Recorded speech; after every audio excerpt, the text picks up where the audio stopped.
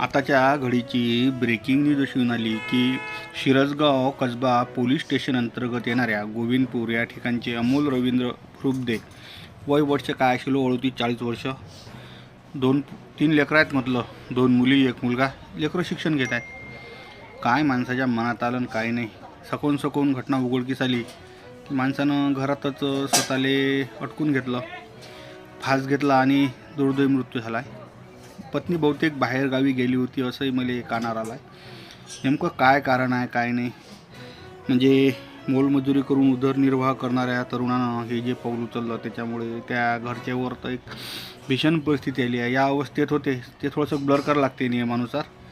तर घरची मंडळी सध्या दुःखाच्या पूर्ण डोंगर त्याच्यावर कोसळला असून घटनास्थळी शिरसगाव पोलीस स्टेशनचे कर्मचारी आता दाखल होत आहेत. घटनास्थळाचा पंचनामा करत उपजिल्हा रुग्णालय चरपूर या ठिकाणी शव पाठवला जात आहे. काय नेमकं कारण, एखाद्या गोष्टीचं टेन्शन जर असेल तर मित्रासोबत, नातेवाईकासोबत, जवळच्या लोकांसोबत चर्चा करून त्याच्यावर सोल्युशन काढा. एकदम असं टोकाचं पाऊल उचलणं बरोबर नाही. 3 लेकरं आहेत, आई आहे, पत्नी आहे, याचं आता पुढे काय. अमोल रुपदेनं हे जे पाऊल उचललं आहे हे एकदम दुःखदायक आहे.